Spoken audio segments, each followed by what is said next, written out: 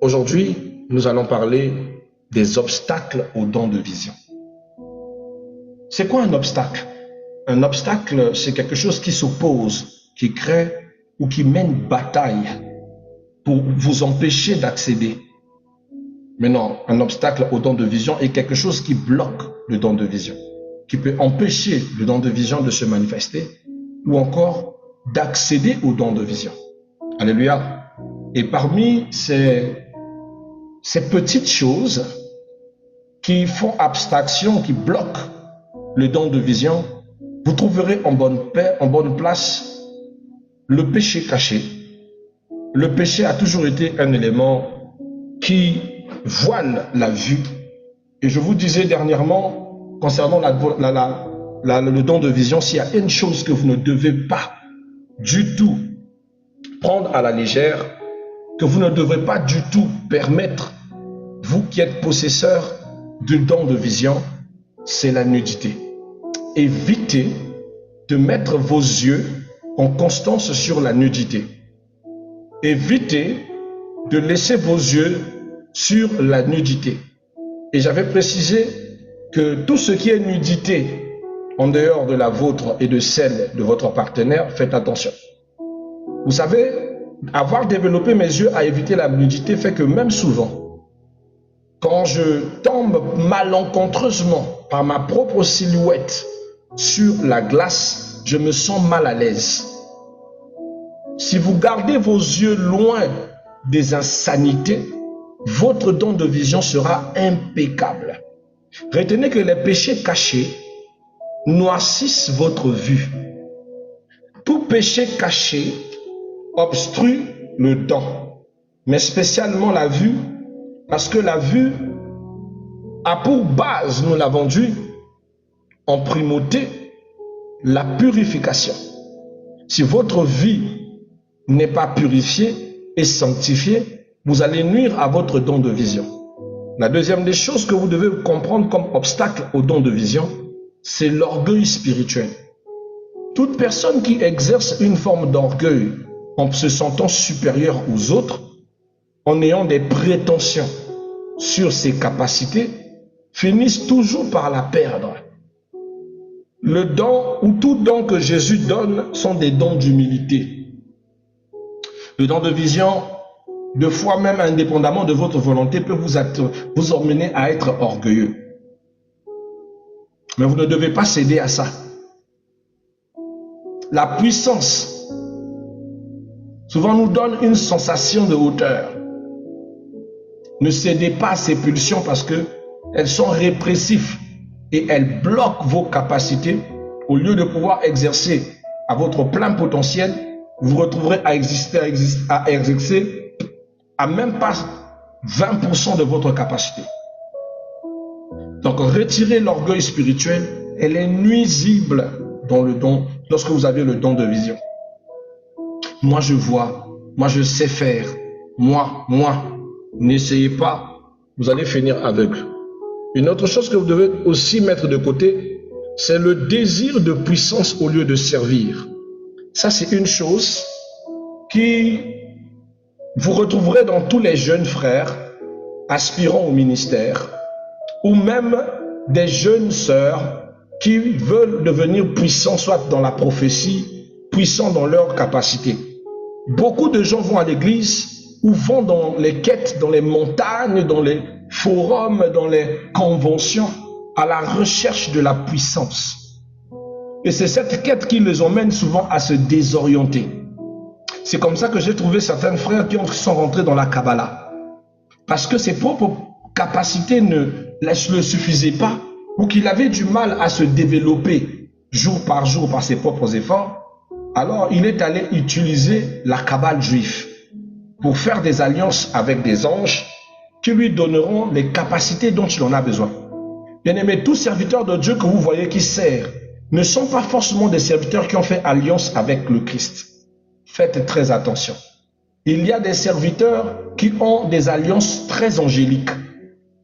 Vous entendrez toujours les anges, mes anges, et il appelle l'ange là par son nom. L'ange de Yangapita, l'ange de je ne sais quoi. Bien-aimé, il sait ce qu'il fait. Il cite le nom de Jésus mais il est sous alliance avec des anges qui lui procurent le pouvoir qu'il a. S'il n'entretient pas l'alliance, il peut devenir aveugle. Beaucoup de personnes sombrent dans cette bêtise, que l'envie de la puissance ne vous pousse pas à aller en dehors de ce que le Seigneur vous donne. Et le désir de la puissance au lieu de servir Dieu est tabou pour le don de vision ou pour tout don du Christ, car tous les dons du Christ sont des dons de l'humilité. Quand vous cherchez à avoir un don, cherchez d'abord le désir de le mettre au service des autres. Comment vous deviendrez utile à la communauté? Je le dis toujours, même en matière de bénédiction. Souvent on dit, Seigneur, rends-moi riche. Seigneur, donne-moi l'argent. Et Dieu ne nous exauce pas. Mais quand on demande à Dieu de nous bénir pour les autres, de nous bénir afin de bénir les autres, là le Seigneur se souvient de nous parce que nous voulons être un impact pour les autres et non pour nous-mêmes. La Bible dit, celui qui est grand, c'est celui qui se fait serviteur des autres. Chaque fois que vous demandez une grâce pour vous-même de façon individuelle, je trouve cela très mesquin, méchant. Voilà pourquoi la Bible dit, vous demandez, mais vous ne recevez pas. Livre de Jacques, chapitre 4. Vous ne recevez pas parce que vous demandez mal, dans le but de satisfaire vos propres désirs. Mais ce que Dieu veut, c'est que dans ce qu'il te donne, le désir des autres soit aussi compensé. Donc si Dieu doit te donner le don de vision, il doit être animé par le désir de servir Dieu, pas dans le désir de pouvoir rechercher une forme de puissance. Beaucoup de chrétiens vont à la montagne, Mangengenge, Luzizila. Ils vont à la montagne du Mont Cardinal ici à Brazzaville, ou encore à Ngangalingolo, juste pour la quête de la puissance et aussi pour la quête des messages. Et beaucoup aussi vont à la montagne parce qu'ils veulent faire grandir leur spiritualité. Au moins, dans le cadre de grandir leur spiritualité, il n'y a pas de souci. Mais quand vous désirez de la puissance à la place de servir Dieu, Dieu vous donnera moins que ça. Parce que cette puissance va se transformer en orgueil. D'accord?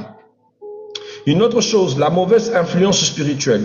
Ce sont des choses aussi qui bloquent les dons spirituels ou la vision.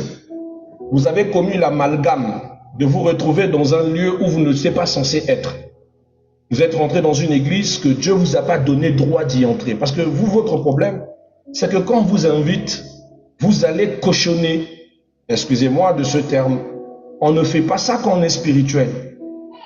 Vous savez, nous avons un serviteur, un frère que j'aime beaucoup, que Dieu le bénisse, le pasteur Delcourt. Il m'a appelé un mois à l'avance en décembre. Il m'a dit, écoute, j'arrive sur Brazzaville en janvier. Reçois-moi parce que depuis là, quand tu viens sur Pointe-Noire, je ne te vois pas. Quand tu vas à Brazzaville, j'étais très chaud. J'ai dit, je dois recevoir le serviteur de Dieu. On se voit à Brazzaville. On doit se voir à Brazzaville.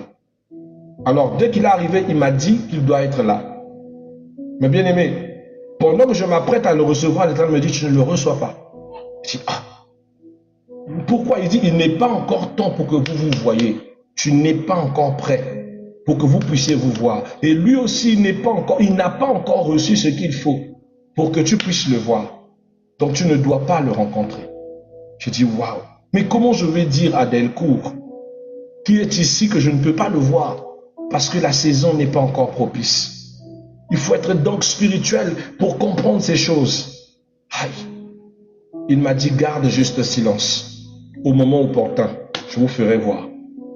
Mais pourtant, ça fait 2 ans. Il a des témoignages de ce saint ministère. Mais Dieu n'a pas voulu. Et je ne suis pas y allé. Et il n'est pas venu vers moi. Amen. Demandez à Dieu avant d'aller quelque part. Tout endroit n'est pas un endroit lié à votre alliance avec Dieu. Tout endroit n'est pas un lieu que Dieu vous agrée. Il y a des endroits qui sont chargés négativement par des alliances obscures ou par des alliances angéliques. Si tu viens avec ta vision divine, tu rentres dans un lieu où Dieu ne l'a pas senti, tu peux perdre ta capacité. Il y a des personnes qui sont entrées dans une église avec beaucoup d'amour de Dieu, avec le désir de travailler pour le Seigneur, mais sont sortis de cette église fatigués, épuisés, ont perdu leurs dons, ont perdu leur capacité, ont perdu même leur vocation. Il y a des églises, amen, des endroits spirituels, amen, qui sont dévoreurs de capacité. Des endroits où tu rentres, ça t'aspire même ta vie de prière. Même seul, tu priais mieux que depuis que tu es dans cet endroit. Au lieu qu'il te développe, il te lie, il t'attache. Et tu perds en capacité au lieu de grain up, c'est-à-dire de grandir. Ton problème, c'est que toi, tu penses que tout lieu où il y a un pasteur, c'est un lieu accessible. Demande à ton Dieu. Une invitation peut venir, mais suis-je, Seigneur, permise d'y aller? Parce qu'il ne faut pas que tu ailles perdre. Tu es censé aller pour ajouter et non pour perdre. Mais beaucoup ont déposé leurs dons dans ces églises-là. Beaucoup ont déposé leur capacité dans ces églises-là. Et même beaucoup ont déposé leur foi dans ces communautés-là. Et sont sortis de là sans leur grâce. Fatigués, ils n'arrivent plus à prier, ils n'arrivent plus à intercéder. Ils n'ont plus de vocation. Ils se disent, mais quoi? Mais pourquoi? Et ce ne sont pas que les églises, même des certains live TikTok. Simple live comme ça, tu rentres dans ce live. Mais depuis que tu es rentré, tu n'arrives plus à prier, tu n'arrives plus à dormir, tu n'arrives plus à avoir une connectivité avec Dieu. C'est comme si tu avais profané ton âme. Parce que tu ne sais pas ce qui est la base de l'autel que cet homme est en train de relever. Parce que vous ne savez pas que, bien aimé, derrière chaque acte se cache un esprit. Derrière chaque personne se cache un esprit. Si le Dieu de prière et partage est l'alpha, l'oméga, le commencement et la fin de toutes choses, si c'est Yeshua HaMashiach qui est mort pour toi et moi et qui est célébré dans ces lieux, ce n'est pas toujours le fait de tout ce que tu vois sur les lives. Il y a des personnes qui se disent, qui parlent au nom de Jésus mais qui tirent les cartes. Il y a de ceux qui parlent au nom de Jésus mais qui tirent les tarots. Et de ceux qui parlent au nom de Jésus mais qui font la divination. Et tous ces lieux, quand tu rentres, ils fermeront tes yeux. Le diable ne peut pas parler pendant que l'œil d'un enfant de Dieu est ouvert. Tu ne m'as pas compris. Le diable, amen, ne peut pas parler pendant que les yeux d'un enfant de Dieu est ouvert. Le diable sait que tu le verras. Alors la chose qu'il va faire, il va commencer à fermer l'œil de l'esprit par la séduction. Il va séduire ton esprit pour voiler tes yeux spirituels. Pour que tu deviennes aveugle et que tu ne voies pas ce qu'il fasse. Voilà pourquoi malgré ça, il y a des gens, vous l'emmenez dans cette église, il arrive. Au sortir de là, il te dit, mon frère, mais pourquoi tu m'as emmené ici? Mais comment tu fais pour être ici? Tu lui dis ça, lui il te prend pour un fou, il te dit, mais comment? C'est mon père spirituel, c'est mon père dans la foi. Il dit, non, les choses que moi j'ai vues dans cette église, j'ai vu le diable dans cette église. J'ai vu des saletés, j'ai vu du sang, j'ai vu des sacrifices, j'ai vu le malin dans cette église. Le serviteur de Dieu est un serviteur de Satan. Le problème est arrivé. Parce que les yeux de cette sœur est resté actifs. Au pire, on vous invite dans ce genre d'endroit. Moi, on m'a déjà invité dans un endroit où il y a des sœurs, il y a des pasteurs occultistes. Comme je suis avec la grâce de mon Dieu et que Dieu m'a permis d'y aller, dès que tu arrives dans cet endroit, bien aimé, tu rends inefficace tous les pasteurs occultes. Et j'ai toujours une prière que je fais. Quand je rentre, je dis, Seigneur, je ne sais pas qui est qui comme pasteur ici. On se connaît que physiquement. Mais j'interdis tout usage d'un esprit qui ne vient pas de toi. Tant que je suis dans ces lieux, tant que je suis dans cette église, bien si ce n'est pas mon église, ce n'est pas l'église que tu m'as donnée en vocation, aucun esprit malin n'exercera dans ces lieux. Aucun miracle satanique ne sera fait ici. Aucune puissance démoniaque ne va émaner. Tout esprit de la cabale est lié au nom de Jésus. Bien-aimé, ce jour-là, si toi-même tu sais où tu avais amené tes forces des esprits, sache que ça ne va pas marcher. Et j'ai vécu un séminaire comme ça. C'était pas mon tour de prêcher, c'est le tour de ce frère-là. Il a commencé à vouloir faire ces choses, ça ne marche pas. Il a invoqué ses stratégies, ça ne marche pas. Jusqu'à ce qu'il s'est dévoilé, il a crié le nom de l'ange. Un ange de la Kabbalah. Il a crié son nom très fort.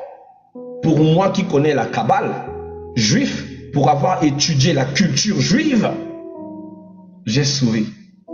Bien-aimé, il a transpiré, tout ce qu'il faisait ne marchait pas. Pas d'onction, pas d'impact, pas d'esprit. Après, il s'est mis à crier sous la chorale. Oh non, les chantres, vous ne chantez pas bien. Vous ne chantez pas bien. Vous ne chantez pas bien. Changez la gamme. Mettez la gamme dans la. Bien-aimé, il n'arrive pas. Quand vous voyez ça, quelqu'un qui est habitué d'être attaché aux choses de l'esprit, commence à blâmer les chantres, commence à chercher des problèmes dans les protocoles, en plein culte. Bien-aimé, il y a un élément dans l'église qui est assis là, qui interdit l'accès à ces forces des esprits de travailler. Il ne pouvait pas travailler jusqu'à ce que le lendemain, le jour où c'est mon tour de venir prêcher, des choses extraordinaires se sont faites.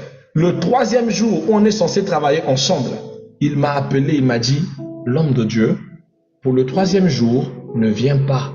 Je dis, oh, mais tu m'as appelé servir avec Dieu, servir dans l'église. Pourquoi tu me dis que je ne viens pas? Il dit, non, ne viens pas. Ne viens pas. Je dis, pourquoi? Il dit, non, mais si tu viens, moi, je ne pourrai pas travailler. Donc, ne viens pas. Je dis, ah, mais comment ça, tu ne pourras pas travailler? Il dit, non. Il dit, après, il utilise un langage spirituel. Il me dit, 2 étoiles ne peuvent pas briller dans un même endroit. J'ai dit, ah non, dans le ciel, il y a plusieurs étoiles qui sont affilées là. Pourquoi tu parles de 2 étoiles ne peuvent pas briller dans un même endroit? Il y a un problème avec ce que tu me dis là. Il me dit, non, 2 étoiles ne peuvent pas briller dans un seul endroit. J'ai dit, non, tu as mal dit. Il fallait dire une chose. La lumière et les ténèbres ne peuvent pas se mettre dans le même endroit. Il a coupé mon appel. Bien-aimé, je vous dis, jusqu'à aujourd'hui, il ne m'a plus jamais appelé. Aujourd'hui où nous parlons, il est paralysé. Il y a des choses que si l'on ne vous dit pas dans ce qu'il y a dans les églises, vous penserez que tout le monde est animé de l'Esprit de Dieu. Or, il y a des endroits où vous partez, vous perdez tout. Donc, retenez bien aimé, ce n'est pas tout endroit qu'on entre en pensant qu'on va sortir de là intact. Voilà pourquoi les mauvaises influences spirituelles peuvent nuire à votre don de vision. Peuvent même l'arracher. Au point où tu ne vois plus, tu n'entends plus parce que tu as laissé tes yeux quelque part. Et ça va prendre du temps pour que tu récupères cela. Il faut bien que tu prennes conscience que tu l'as oublié quelque part là-bas. Et beaucoup vont commencer comme ça. Après, bon, je ne vois plus. Après, ah, mais papa, pourquoi je ne vois plus? Avant, je voyais, mais qu'est-ce qui s'est passé? Tu as laissé ça là-bas. Tu as perdu ce don. Amen. Amen. Alors, vous devez savoir, bien aimé, qu'une vision authentique, c'est-à-dire une vision qui vient de Dieu, produit toujours des signes que nous allons citer dans votre cœur. Vous aurez la paix, car la vision en Christ ou tout don du Christ procure toujours la paix. Et tout don du Christ est conforme aux Écritures. Tout don du Christ est manifesté dans l'humilité et non dans l'orgueil. Et tout don de Christ est un outil d'édification et non de frustration. Tout don du Christ est un outil d'édification et non de frustration. Quand on commence à utiliser le don de Dieu pour frustrer les gens, il y a un problème. Quand le pasteur se met à utiliser la chair pour te blesser, pour parler de ton histoire devant les autres, ou pour te transmettre un message en pleine prédication devant tout le monde, bien aimé, il y a un problème. C'est pas normal. Parce que le don est pour l'édification, pas pour la frustration. Et l'autel, c'est-à-dire le lieu du sacrifice, n'est pas un lieu de règlement de compte. Malheureusement, aujourd'hui, beaucoup de sœurs, de frères ont quitté des églises parce que des pasteurs immatures, des frères immatures ont commencé à emmener leur vie sur la chair. Vous vous confiez auprès de lui, il libère tous dans le prêchoir. Ils n'ont aucun respect du secret. C'est à cause de ça qu'aujourd'hui, beaucoup de brebis, au lieu de se confier à leur pasteur, préfèrent se confier à des gens dans la rue. Se confesser ailleurs que de se confesser chez leur propre pasteur. Chez des sœurs où tu le dis, tu as un programme de prière, à la fin, va te confesser chez ton pasteur. Il te dit non. Il dit, apôtre, sollicitez-moi un temps, je viens me confesser chez vous. Je préfère 100% me confesser auprès de vous que me confesser auprès de mon propre pasteur. Mais pourquoi? L'immaturité. Des choses qui ruinent les dons des fidèles, qui ruinent même leur pérennité dans l'église. Alors, on va parler de la face mystique du don de vision. Quelle est la face mystique du don de vision? Cette vocation mystique, cette grâce mystique attachée au don de vision. Bien aimé, le don de vision est lié à l'ouverture des yeux spirituels. J'ai précisé des yeux, c'est au pluriel. Je ne vais pas entendre quelqu'un qui va me parler de l'ouverture du troisième œil. Je vais être giflé d'elle. Parce que beaucoup de personnes vont aller rechercher des documents qui sont attraits au spiritisme, qui sont dans le spiritisme hindouique ou dans le spiritisme qui sont liés au talismanto ou encore au christicisme. Bien aimé, il y a Christ, mais ce n'est pas Jésus. Il faut encore qu'on s'explique. On avait déjà penché sur ça, non? Le christicisme est la science qui étudie tout ce qui entoure le christique. C'est quoi le christique? Le christique, c'est pas Jésus. Le christique, c'est tout ce qui est attaché au Christos. C'est quoi le Christos? Christos ou encore Christ vient du mot grec Christos qui signifie sauveur ou héros. Dans le christicisme, une science grecque qui étudie les héros contemporains, tout ce qui est héros. Donc dans le christique, ils étudient le mystique du Christ, c'est-à-dire Jésus, mais ils étudient le mystique d'Hercule, le mystique d'Astarté, le mystique de toute forme de divinité. Parce que toutes les divinités qui sont venues dans la Grèce moderne sont considérées comme des héros, et les héros sont des Christ, des sauveurs, des Christos. Le nom Christ, qui est mon prénom, signifie sauveur. D'accord? Donc quand vous entendez Christ, ne donnez pas toujours allusion à Jésus. Quand on parle de Jésus, la science qui va se cadrer tout autour de ce qui concerne Yeshua HaMashiach est appelée par le christocentrisme. On précise, christocentrisme. C'est-à-dire que ça tourne tout autour que du Christ. Pas ailleurs, pas par une autre forme de divinité. Dans le christocentrisme, nous ne parlons que du mystique du Christ. Donc, quand on parle de l'ouverture des yeux spirituels, ne m'emmenez pas dans les configurations christiques qui sont attraits aux pratiques hindouistes ou aux pratiques élucubrées de d'autres religions pour venir me parler du troisième œil. Je vais te gifler. Laisse-moi ça. Ça n'a pas attrait avec nous les enfants de Yeshua. D'accord? Car Jésus, ou notre Seigneur, nous ouvre les yeux spirituels. Nous, c'est les yeux spirituels. Pas le troisième œil, mais les yeux au pluriel. Parce que chez nous, les chrétiens, nous n'avons pas que des yeux ici. Hein? On n'a pas que des yeux là. On a des yeux même là. On a un œil. Même là, on a un œil dans la bouche. Si Dieu le veut, je vais te faire un thème dessus, tu vas pouvoir même fuir. On a l'œil là, dans le ventre.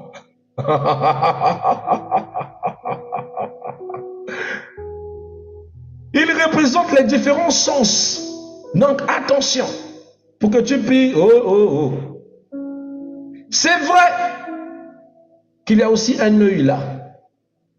Mais il ne faut pas te dire que c'est le troisième œil, ça reste là. Tous, on a juste 3 œils. Ça, c'est le troisième œil. C'est le mystère du troisième œil. Le mystère chrétien est dans la dimension des 7 œils, comme 7 puissances de l'esprit, comme 7 esprits, comme 7 sens. Voilà ce qui est christocentrique et biblique. Le reste là-bas, à don't care. À no care. Ok? Donc, voilà, la Bible parle de l'ouverture des yeux spirituels au pluriel.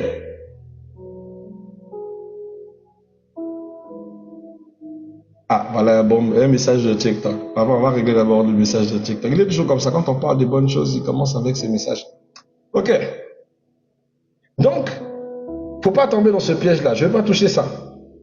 Quand le don de vision est lié au mystique, dans le mystique, vous aurez l'ouverture des yeux spirituels, tout, ou certains méthodiquement, vous allez commencer à les développer, à les débloquer au fur et à mesure de votre intimité et de la pratique que nous avons déjà appris depuis hier, de comment est-ce que vous devez exercer ou développer votre don de vision. Dans le développer, on a déjà parlé de ça hier. Si vous n'avez pas encore vu ça, allez voir l'ancienne publication, s'il vous plaît. D'accord? Donc, ça va ouvrir vos yeux spirituels. Ça va élargir la dimension prophétique. Celui qui est dans le mystique de la vision. Le mystique de la vision va développer sa fonction prophétique. Un prophète est puissant lorsque il est un grand visionnaire. Bien qu'il peut parler sans voir, mais quand il voit, son prophétique devient encore plus puissant. La dimension de son prophétique devient étendue. Il ne peut plus se faire berner par les faux messagers, parce qu'il faut vous dire que le prophète peut être un transmetteur de messages. Un mauvais ange peut se faire passer par Dieu s'il n'a pas une bonne spiritualité et lui faire transmettre un faux message. Mais celui qui a la vision divine est capable de voir que ce n'est pas Dieu qui est venu.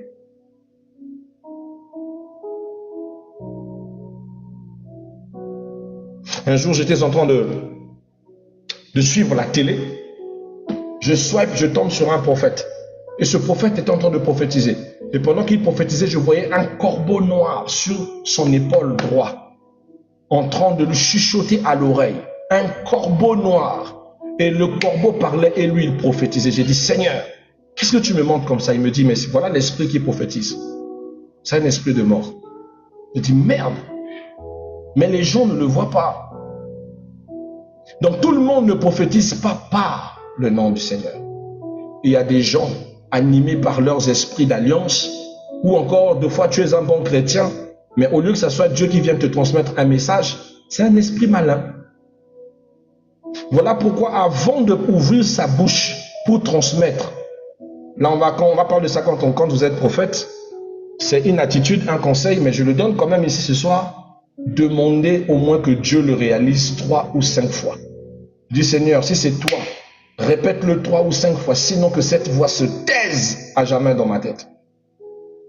Et si c'est Dieu, ça va continuer, même jusqu'à 7 fois.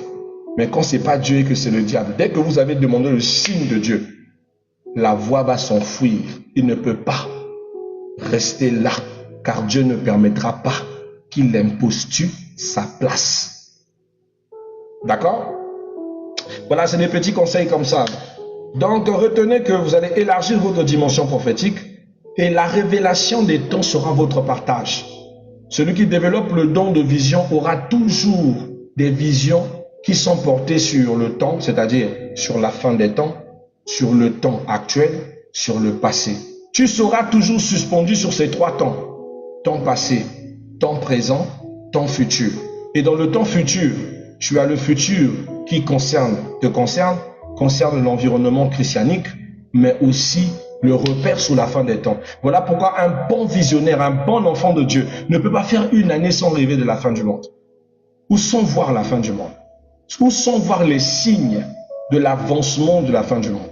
Les visionnaires ont les oracles, ont les yeux fixés sur l'horloge. Dieu leur fait sonner toujours tous ces détails pour qu'ils ne se perdent pas et ne s'éloignent pas. C'est le principe de ce monde ne saura pas la venue du Christ. Jésus viendra pour un voleur, pas pour nous. Il viendra comme un voleur pour les non-croyants, pour les non-convertis. La Bible dit, le monde ne me verra pas, mais vous, vous me verrez. Nous avons la dimension de savoir quand notre Seigneur arrive. Lorsque la femme, les vierges, les 10 vierges sages préparent leur lampe, ils le préparent par révélation. Et même quand l'ami de l'époux leur dit, c'est bon, c'est le temps de partir, c'est parce qu'ils sont révélés, qu'ils sont prêts. Voilà pourquoi je dis à quelqu'un, un peuple sans vision est un peuple qui va à sa perte. Dit le livre des Proverbes. Si le diable ferme vos yeux spirituels, vous devenez sa marionnette. Donc travaillez bien cette grâce pour que Dieu vous révèle toujours chaque chose en son temps, mais surtout que vous ne ratez pas le mouvement de l'Église. D'accord? Voilà. Donc dans son mystique, nous avons aussi la perception du monde invisible. Celui qui a les yeux spirituels, bien aimé, tu peux devenir... C'est-à-dire qu'à un moment, ça peut te rendre fou. Surtout pour les débuts, si tu n'es pas habitué. Tu marches tranquillement dans la rue. Non, tu vois des gens avec des cornes qui marchent. Tu vois des cabris qui marchent debout. Mais en réalité, c'est des êtres humains. Tu vois des petits esprits qui dansent sur la tête des gens. Ou tu vois quelqu'un, mais on l'a fait porter les fesses de l'éléphant. Excusez-moi de dire ça comme ça. C'est-à-dire qu'il y a des mystères que tu vas te mettre à voir. Tu dis, mais Seigneur, c'est quoi ça? J'ai fait 2 ans où ma vision, je ne voyais que les miasmes. Des miasmes spirituels, mais que les gens respiraient. J'ai dit, Seigneur, mais ce monde est corrompu. Il dit, oui, mais c'est la pollution démoniaque qui est répandue dans le monde.